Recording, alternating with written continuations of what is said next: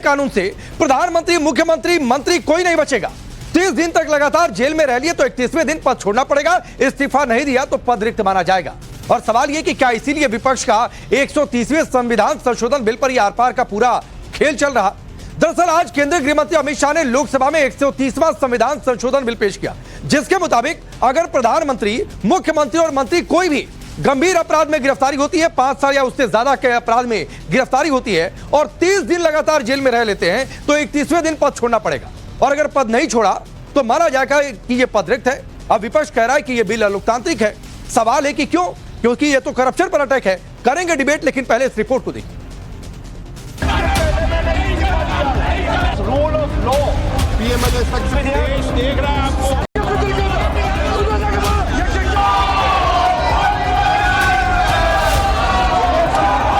महोदय, मैं प्रस्ताव करता हूं कि भारत के संविधान का संशोधन करने वाले विधेयक को पुनर्स्थापित करने की अनुमति दी जाए। भारत को एक पोलिस स्टेट बनाने का काम बीजेपी सरकार करना चाहती है इन तीनों बिलों के जरिए। I think that it's absolutely wrong. It's anti our constitution. It's against our constitution.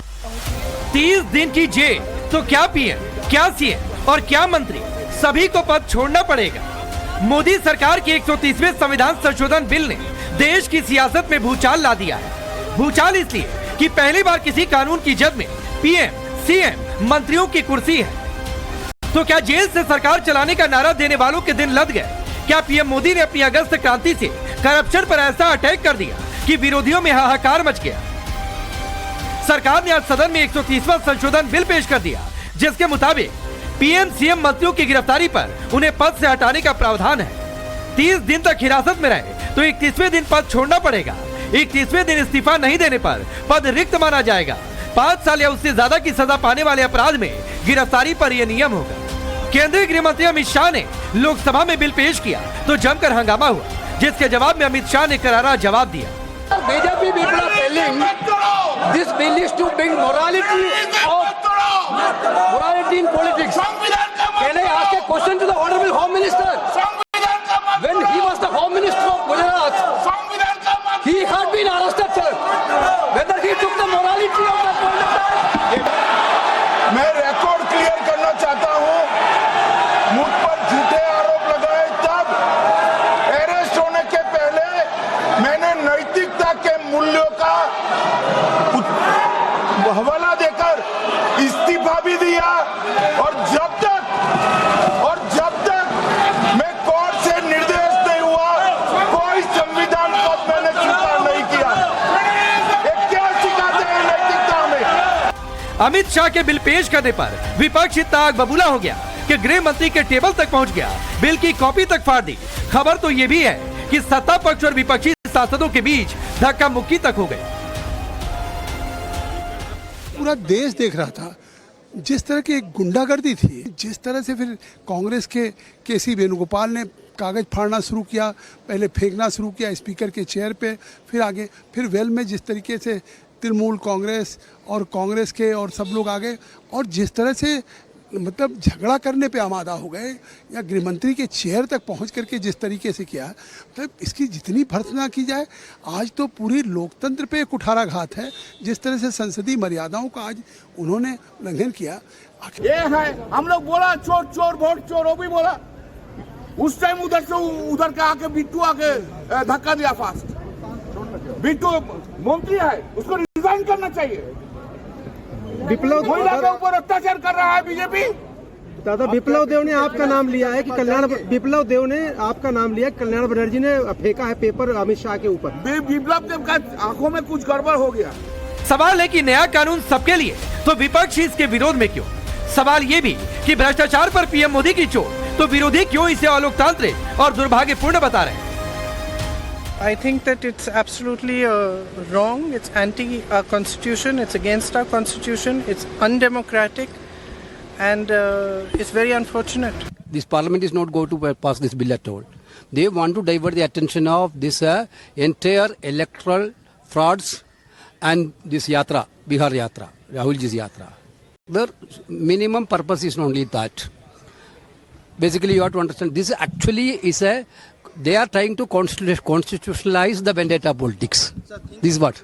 अब जिन राज्यों में बीजेपी के मुख्यमंत्री नहीं हैं, मंत्री नहीं हैं, उनको हटाने के लिए एक दूसरा तरीका ये गवर्नमेंट ला रही है। मतलब डेमोक्रेटिक नॉर्म्स नाम की कोई चीज बची नहीं है और ये अभी बिल लाने वाले समझ नहीं रहे। जिस दिन जाएंगे दोबारा कभी लौट के नहीं आएंगे। संजय राउत तो केजरीवाल, सोरेन, अनिल देशमुख का नाम लेकर बोल रहे हैं कि कानून विपक्ष के बड़े नेताओं के लिए लाया जा रहा, तो वैसे ही आरोप लगा रहे कि सरकार देश को पुलिस स्टेट बनाना चाहती है। हमारी सरकार अपोजिशन की सरकार को दबाव में लाने के लिए कानून लाया है।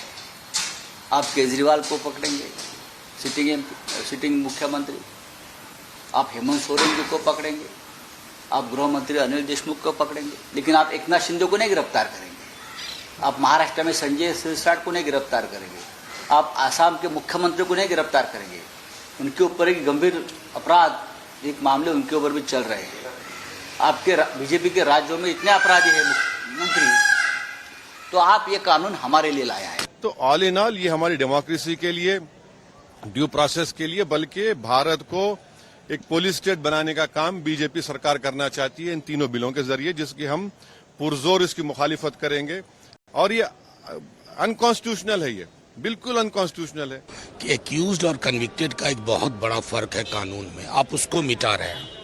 आप ये ईडी, सीबीआई और आईटी के बारे में जो छवि है, जो सर्वोच्च न्यायालय ने टिप्पणी की है, उसके बाद आपकी मंशा स्पष्ट हो जाती है कि आप जहां सरकार नहीं बना पाओगे, चुनाव नहीं जीत पाओगे, वहां टॉपल कर दो। और तीसरी चीज, मुझे लग रहा है गृह मंत्री जी अपने भी दल के कुछ कद्दावर नेताओं को निपटाना चाहते हैं। विपक्ष ने नए बिल को अलोकतांत्रिक, विपक्ष के खिलाफ साजिश बताया, तो बीजेपी और सहयोगियों ने दो टूक कह दिया कि भ्रष्टाचार के खिलाफ जीरो टॉलरेंस का विरोध करना ही अलोकतांत्रिक है। सरकार ज्यादातर भाजपा की है सब जगह, विपक्ष को दर्द काहे का हो रहा है?